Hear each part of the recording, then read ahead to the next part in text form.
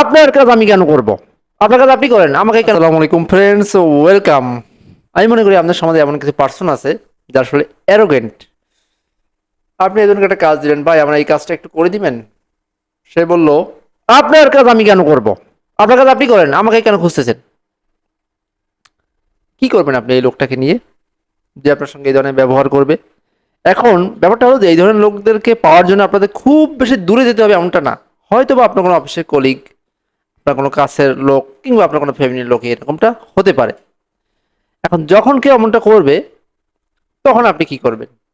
তো সবথেকে আরেকটা ইন্টারেস্ট, সেটা আমি আপনাকে কাছে বলবো। তো তার থেকে ইন্টারেস্টিং ব্যাপারটা হলো, এই লোকগুলোকে ম্যাক্সিমাম ক্ষেত্রে আপনি দেখবেন তারা কোনো না কোনো জায়গা থেকে একটা বাঁশ খেয়ে এসেছেন।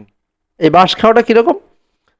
সে নিজে কোনো না কোনো একটা প্রবলেমে সে পড়েছে এবং সেখান থেকে প্রবলেমে পড়ে আপনার সঙ্গে এই ধরনের ব্যবহারটা সে করেছে, এবং সেটা আপনার কাছ থেকে না, অন্য কোনো জায়গা থেকে সে নিজের মতো করে চলতে যাচ্ছে। সেখানে যে কোনো একটা প্রবলেমে পড়ে সে এখন আপনার সঙ্গে এসে এই ধরনের ব্যবহারটা করতেছে।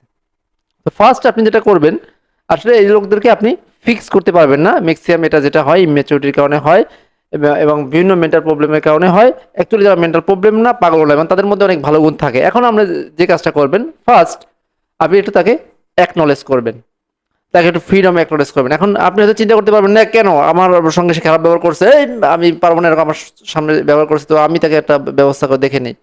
অ্যাকচুয়ালি কি, আমাদের জাজ করার ক্ষমতাটা নেই মানুষের, আমাদের নাই। তাহলে জাজ কে করতে পারে? আমরা হয়তো পৃথিবীতে মানুষের ভুল ধরে দিতে পারি, কিন্তু অ্যাকচুয়াল জাজ করার ক্ষমতা আল্লাহ তাআলা, সৃষ্টিকর্তার। যেখানে সৃষ্টিকর্তা আমাদেরকে একেবারে কিয়ামতের আগ পর্যন্ত আমাদেরকে জাজ জাজ করার জন্য সময় দিচ্ছেন, আমাদেরকে ধরতেছেন না, আমাদেরকে একটু অবকাশ যাপনের সময় দিচ্ছেন। শেষ দিন ধরবেন আমাদেরকে, বিচারের দিন। তো সেখানে আমরা এখন কিভাবে মানুষকে জাজ করি? আমরা হয়তো মানুষকে ভুল ধরে দিতে পারি, বলতে পারি, আর একটা গাইড দেখাইতে পারি, কিন্তু এটা মানা দায়িত্ব প্রত্যেকটা মানুষের, যেহেতু সেন্স অফ হিউমার সৃষ্টিকর্তা দিয়ে দিয়েছেন। যার যারটা তার তার মানতেই হবে। এখন অ্যাকনলেজ করলেন, ভাই আপনার আপনার তো ফ্রিডম মানুষ, আপনি আপনার মতো করে চলতে পারেন, আপনার আপনার প্রতি আপনার রেসপেক্ট আছে, অবশ্যই আপনি এরকম অ্যাকনলেজ করলেন। এখন আরেকটা কাজ যেটা করতে পারেন আপনি, সেটা হলো নেক্সট যেটা করবেন, যে আপনি তার স্কিলগুলো তাকে দেখাবেন, যে আপনার এই স্কিল আছে। প্রত্যেকটা মানুষ যারা অ্যারোগেন্ট তাদের মধ্যে দেখবেন একটা স্কিল আছে, বাট তারা অল্প সময়ের মধ্যে একটু তালগাছের মাথায় উঠতে চায়। এখন তালগাছের মাথায় যখন তারা উঠতে চান, তখন দেখলাম মাথার উপর থেকে যখন ঠাস করে পড়ে যান, তখন সেটা আবার আমাদেরকেই দেখতে হয়, এবং এটা তারা বুঝতে পারেন না। তো তাদের স্কিলটা তাদের সামনে হাইলাইট করতে হবে, যে আপনার এই স্কিলটা আছে, আপনি এই স্কিলগুলো দিয়ে খুব ভালো কাজ করতে পারবেন, এবং আপনার এই স্কিল দিয়ে এই হেল্প আমরাও পেয়েছি, এবং আরও অনেকে পেতে পারে। এবং তার সামনে আপনার কিছু ওয়ার্ক এবং চ্যালেঞ্জ দিয়ে দেওয়া, তাকে কিছু চ্যালেঞ্জ দেখানো, যে আপনি এই কাজগুলো এইভাবে করতে পারেন।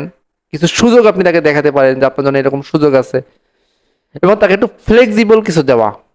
এবং সর্বশেষ কাজ যেটা থাকবে আমাদের, তাকে একটু আপনার নিজেকে আগে ধৈর্য ধরা, নিজের জন্য একটু পেশেন্ট রাখা, নিজেকে একটু ধৈর্য রাখা, এবং তাকেও ঠান্ডা করে।